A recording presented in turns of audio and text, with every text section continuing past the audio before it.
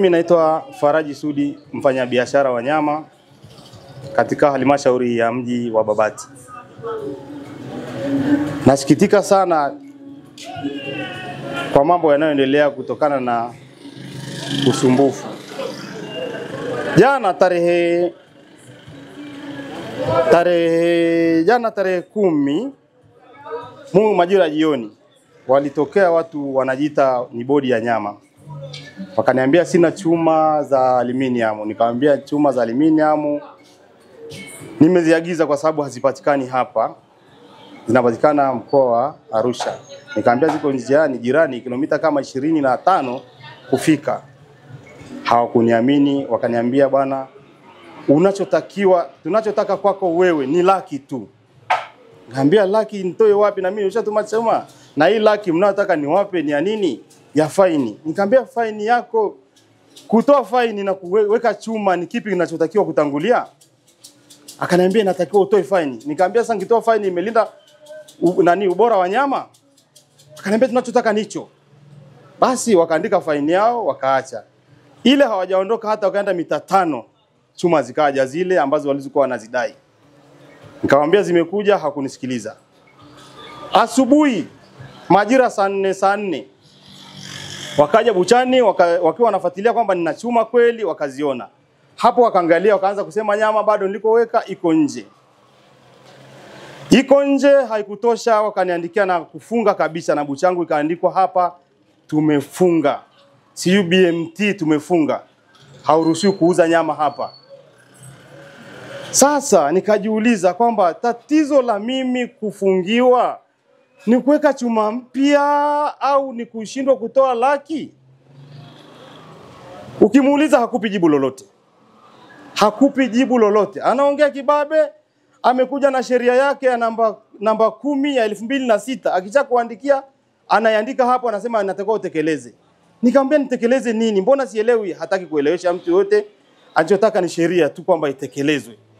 Sasa sheria, kwa hiyo kila mmoja atakapokuwa na sheria namba 10 ya 2006 ana uwezo wa kukuandikia barua na ukatoa laki.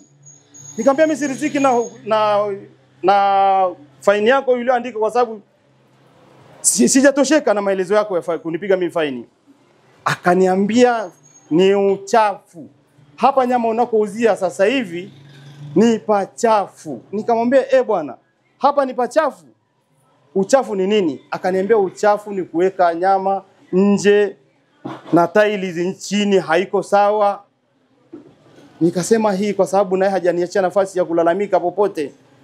Niombe tu kwamba kama bodi ndio hii na ufanisi wake wa kazi ndio huu, wa kutoka huko na faini, mtu anakuja moja kwa moja anakuambia toa faini bila maelezo yoyote. Nasi kwangu sio mara ya kwanza.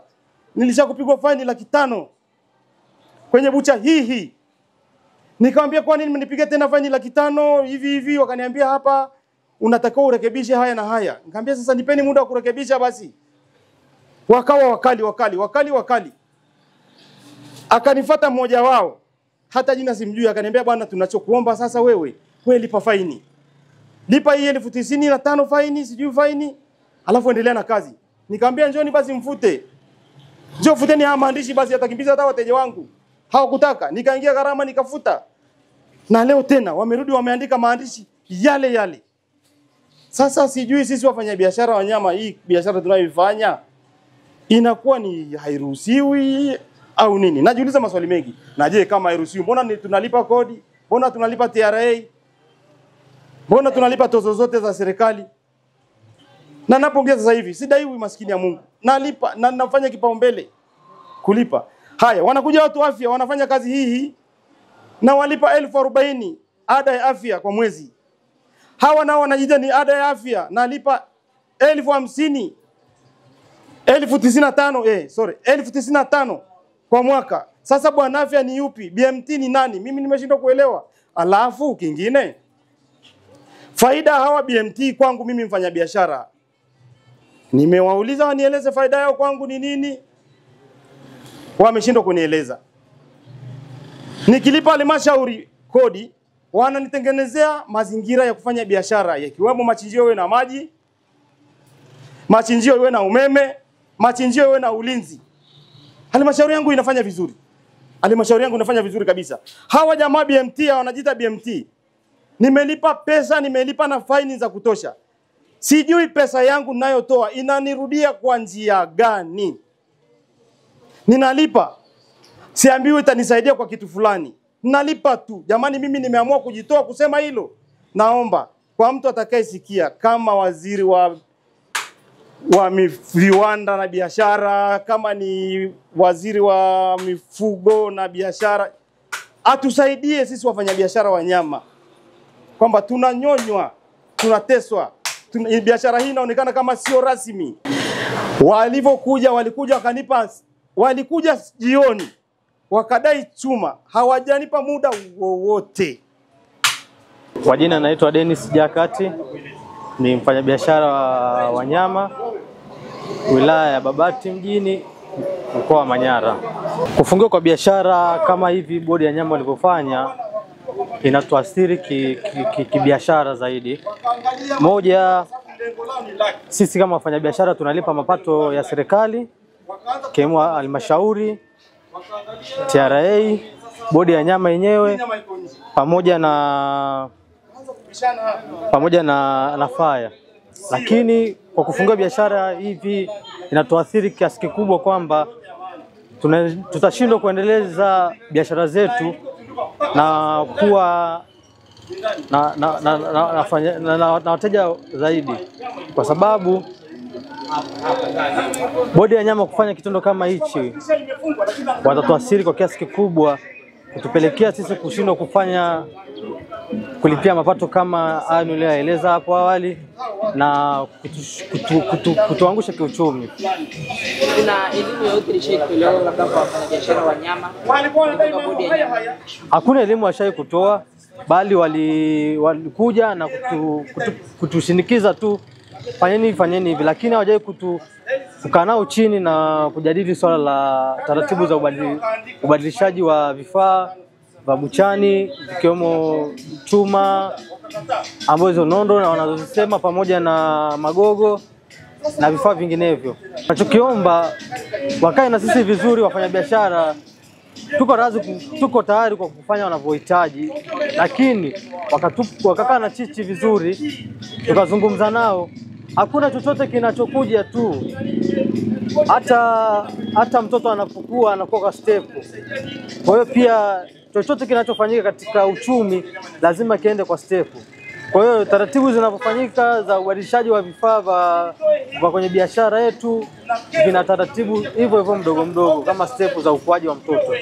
Kwa hiyo ni vyema wakakaa na sisi chini, tukazungumza nao, watupe muda, tutavibadilisha na tuko radhi kuvibadilisha, lakini sio kutushindikiza kutusitishia huduma zetu kama hivi. Kwa jina naitwa Saidi Mapesa, mteja wa hapa mabuchani. Kero zinazotupasa hapa mabuchani ziko hivi: kama ni bodi, kama ni nani, si hatuelewi. Wanakuja na magazeti yao, wanafunga tu milango ya mabucha.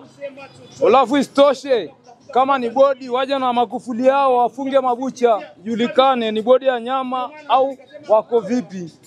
Mimi kama mteja nimeona watu wanapoonewa kwenye biashara zao. Na istoshe, ni wateja wa Manyara. Hizi kero bana watatuliwe, wafanya biashara wote wa mabuchani. Wanapokuja kununua nyama wajue tugoje.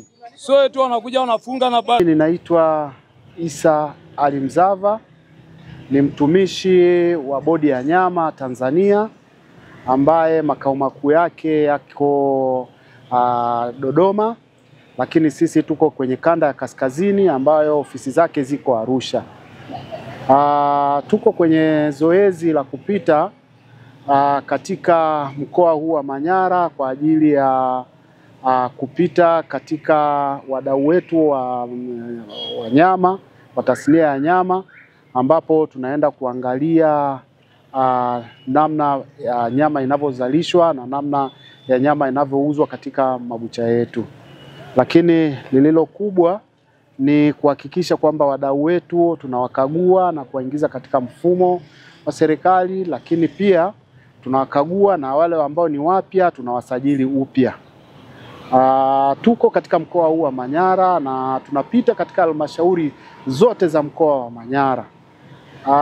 Waweze tu kufuata taratibu, kanuni na sheria ya nyama, na ndio lengo kubwa la sisi kupita katika ziara yetu hii ya ukaguzi na usajili wa wadau wa nyama.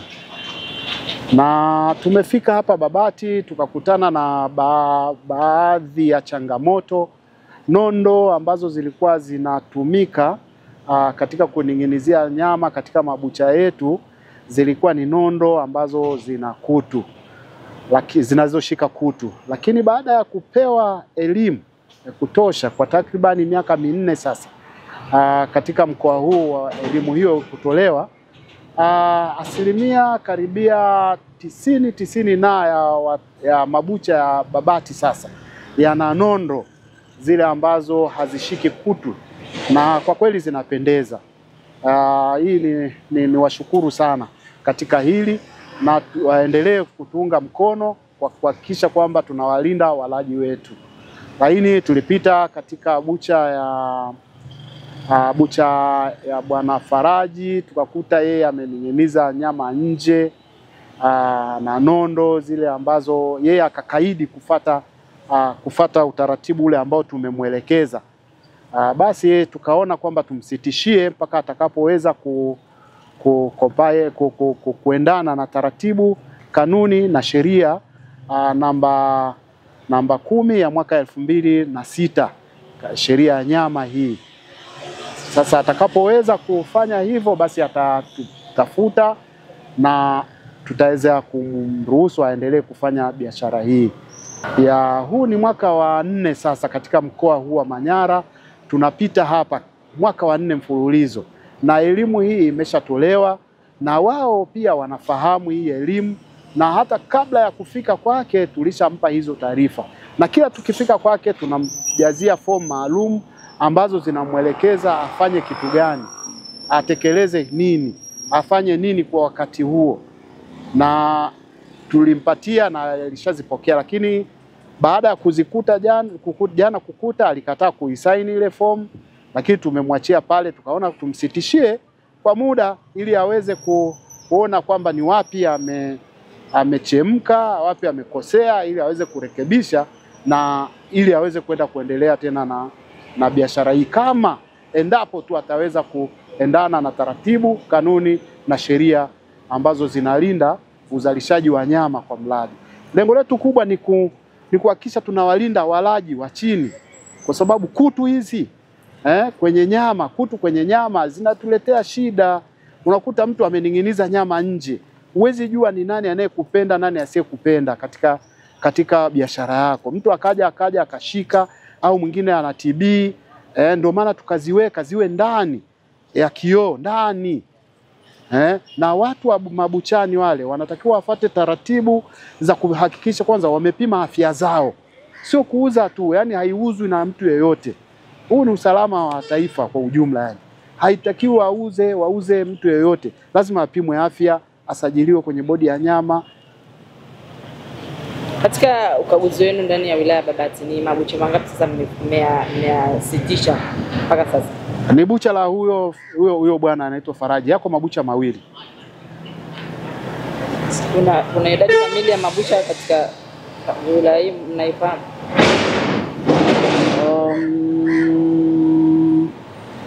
Hayapungui mabucha 20 hapa, lakini bado sina ile takwimu, sina takwimu kamili mpaka tutakapokaa baadaye na wakati tutengeneza taarifa zetu. Sawa, lakini kuna mengine ambayo Faraji analalamikia kwenu kuhusiana na kila mkifika mnahitaji pesa kwa ajili ya kunyamazisha, msimfungie. Hili la ukweli yenu? Hiyo haiwezekani, kwa sababu sisi tutakapofika mahali ambapo mtu hajafata hivyo, anapewa control number kama amefanya kosa, au kama hujajisajili unalipa kwa control number. Hakuna mtaalamu hata mmoja anaweza kukamata fedha za watu kwa ajili ya kwenda aidha kumlipia hata kwa ajili ya kitu. Hamna kitu cha namna hiyo. Na hii timu ina wataalamu kutoka ofisi ya mkuu wa mkoa, wataalamu wa halmashauri, na pamoja na sisi ambao tumetoka bodi ya nyama.